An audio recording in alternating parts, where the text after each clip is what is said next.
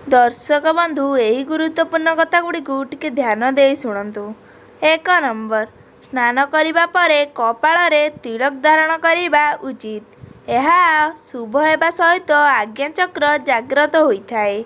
2 number पूजा पाठ करिबा समय किंबा शुभ कार्य करिबा समय पूर्वकु मुख करी करिबा उचित। यह मंगलकारी होइथाए एवं देवादेवी संतुष्ट होइथांती। 3 नंबर पूजा पाठ किंबा धर्म अनुष्ठान करिबा समय हाथ में कुश धारण करिबा उचित। यह द्वारा मनरे एकाग्रता वृद्धि हेबा सहित आयु वृद्धि होइथाए।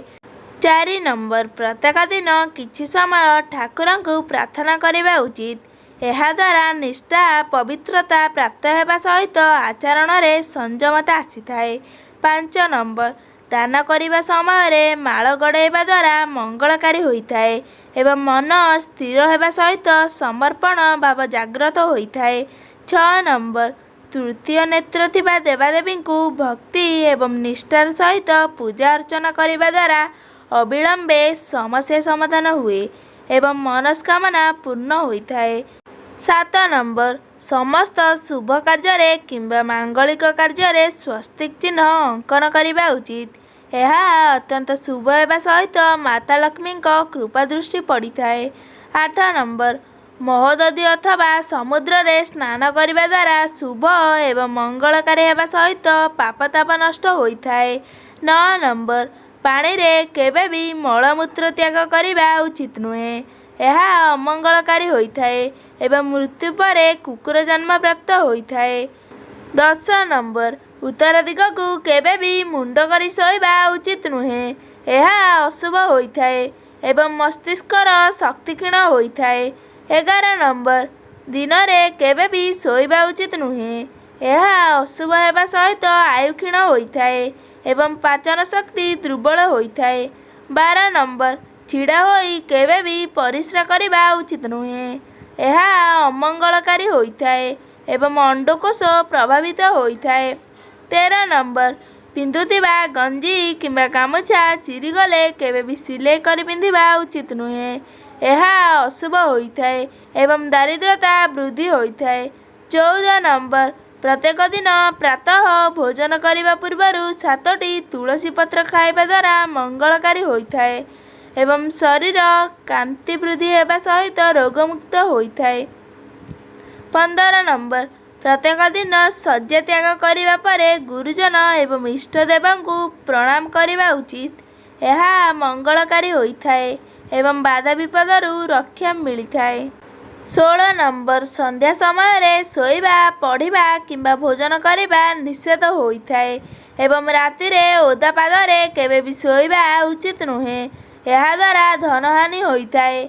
17 नंबर भल रोजगार करिबा परे भी जदि धन संचय होई पारु न थाए तेबे शनिवार दिन कला कुकुर को रुटी रे सोरिष तेल लगाई खाइबा को देले धन संचय वृद्धि होइथाए। 18 नंबर सप्ताह को थरटे समुद्र लुण पानी रे पकाई घर पोछिबा द्वारा अशुभत्व दूर होइथाए एवं परे कली झगड़ा होई न थाए। 19 नंबर प्रत्येक दिन महालक्ष्मी को दान करी शुद्ध केशर तिलक लगाइबा उचित। यह द्वारा धन लाभर संभावना वृद्धि होइथाए। 20 नंबर प्रत्येक शनिवार दिन औषध गछ मूल तेलर दीप जालिबा द्वारा शुभ एवं मंगलकारी होइथाए। ता सहित धन लाभ हेबार संभावना वृद्धि होइथाए। 21 नंबर जेउ घरे मादक द्रव्यर सेवन स्त्री लोकंक अपमान तामसिक भोजन अनैतिक कार्य को महत्व दिया जाए सेमानक धन डाक्तरखाना जेलखाना एवं पागलखाना रे खर्च होइथाए।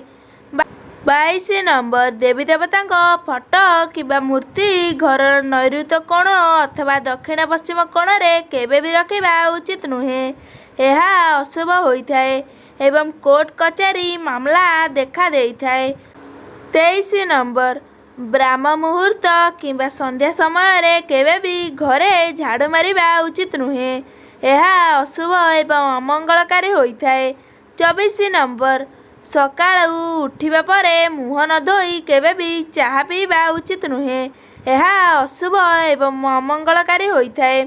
25 नंबर ରାତିରେ କେବେ ବି ଭାତ, ଦହି କିମ୍ବା ଛତୁଆ ଖାଇବା ଉଚିତ ନୁହେଁ। ଏହା ଅଶୁଭ ହେବା ସହିତ ଆର୍ଥିକ ସଙ୍କଟ ଦେଖା ଦେଇଥାଏ। 26 ନମ୍ବର ବାସ୍ତୁ ବିଜ୍ଞାନ ଅନୁସାରେ ପଞ୍ଚମୁଖୀ ହନୁମାନଙ୍କ ମୂର୍ତ୍ତି ଘରେ ରଖିବା ଦ୍ୱାରା ଉନ୍ନତି ହୋଇଥାଏ ଏବଂ ଧନ ସମ୍ପତ୍ତି ବୃଦ୍ଧି ହୋଇଥାଏ। 27 ନମ୍ବର ଘରେ ଦୌଡ଼ୁଥିବା ଧଳା ଘୋଡ଼ାର ମୂର୍ତ୍ତି ଘରେ ରଖିବା ଦ୍ୱାରା ଶୁଭ ହୋଇଥାଏ ଏବଂ ସ୍ୱାମୀ ସ୍ତ୍ରୀ ମଧ୍ୟରେ ଉତ୍ତମ ସମ୍ପର୍କ ବୃଦ୍ଧି ହେବା ସହିତ ସୁଖ ସମୃଦ୍ଧି ପ୍ରାପ୍ତ ହୋଇଥାଏ। 28 ନମ୍ବର ବାଛୁରୀକୁ କ୍ଷୀର ଦେଉଥିବା କାମଧେନୁ ଗାଈର ପିତ୍ତଳ ମୂର୍ତ୍ତି ଘରେ ରଖିବା ଦ୍ୱାରା ଶୁଭ ହୋଇଥାଏ ଏବଂ ସନ୍ତାନ ପ୍ରାପ୍ତି ହେବା ସହିତ ମାନସିକ ଶାନ୍ତି ପ୍ରାପ୍ତ ହୋଇଥାଏ। 29 ନମ୍ବର ଦୁଇଟି ହଂସର ମୂର୍ତ୍ତି ଘରେ ରଖିବା ଦ୍ୱାରା ଶୁଭ ହୋଇଥାଏ ଏବଂ ଦାମ୍ପତ୍ୟ ଜୀବନ ସୁଖମୟ ହେବା ସହିତ ଧନ ପ୍ରାପ୍ତିର ସମ୍ଭାବନା ବୃଦ୍ଧି ହୋଇଥାଏ। 30 ନମ୍ବର ଘରେ ହାତୀର ପିତ୍ତଳ ମୂର୍ତ୍ତି ରଖିବା ଦ୍ୱାରା ଶୁଭ ହୋଇଥାଏ ଏବଂ ସ୍ୱାମୀ ସ୍ତ୍ରୀ ମତଭେଦ ଦୂର ହେବା ସହିତ ଘରେ ସୁଖ ସମୃଦ୍ଧି ଏବଂ ଐଶ୍ୱର୍ଯ୍ୟ ବୃଦ୍ଧି ହୋଇଥାଏ। 31 ନମ୍ବର ପିଲାଙ୍କ ପଢ଼ିବା ଘରେ ଶୁଆ ଚିତ୍ର ଲଗାଇବା ଦ୍ୱାରା ଶୁଭ ହୋଇଥାଏ ଏବଂ ଏକାଗ୍ରତା ବୃଦ୍ଧି ହେବା ସହିତ ପାଠ ପଢ଼ିବାରେ ପିଲାଙ୍କ ମନ ଲାଗିଥାଏ। 32 ନମ୍ବର ଶୋଇବା ଘରେ ହିମାଳୟର ଚିତ୍ର ଲଗାଇବା ଦ୍ୱାରା ଶୁଭ ହୋଇଥାଏ ଏବଂ ମନରେ ଶାନ୍ତି ଅନୁଭୂତି ଆସିବା ସହିତ ପ୍ରସନ୍ନତା ପ୍ରାପ୍ତ ହୋଇଥାଏ। 33 ନମ୍ବର ଘରର ଡ୍ରଇଂ ରୁମ୍ର ଉତ୍ତର ପୂର୍ବ ଦିଗରେ ଆକ୍ୱାରିୟମ୍ ରଖିବା ଦ୍ୱାରା ଶୁଭ ହୋଇଥାଏ ଏବଂ ଘରେ ସୁଖ ସମୃଦ୍ଧି ବୃଦ୍ଧି ହୋଇଥାଏ। 34 ନମ୍ବର ଘରର ଡାଇନିଂ ଟେବୁଲ କେବେ ବି ମୁଖ୍ୟ ଦ୍ୱାର ସମ୍ମୁଖରେ ରଖିବା ଉଚିତ ନୁହେଁ କିମ୍ବା ମୁଖ୍ୟ ଦ୍ୱାରକୁ ଦେଖାଯିବା ଅନୁଚିତ। 35 ନମ୍ବର ଘରର ମୁଖ୍ୟ କୋଠରୀ ସମ୍ମୁଖ କାନ୍ଥରେ ଉଦୟ ହେଉଥିବା ସୂର୍ଯ୍ୟଙ୍କ ଚିତ୍ର ଲଗାଇବା ଉଚିତ। ଏହାଦ୍ୱାରା ଭାଗ୍ୟ ଉଦୟ ହୋଇଥାଏ ଏବଂ ସଫଳତା ପ୍ରାପ୍ତ ହୋଇଥାଏ।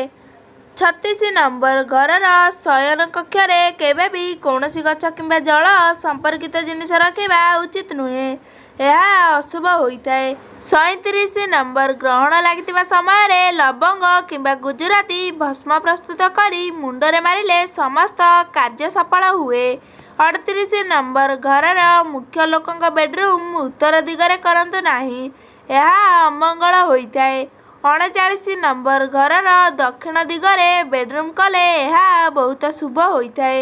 40 ନମ୍ବର ଘରର ଡ୍ରଇଂ ରୁମ୍ରେ ବୁଦ୍ଧଙ୍କ ମୂର୍ତ୍ତି ରଖିଲେ ବାସ୍ତୁ ସମସ୍ୟା ଦୂର ହେବା ସହିତ ଆର୍ଥିକ ସ୍ଥିତି ଦୃଢ଼ ହୁଏ।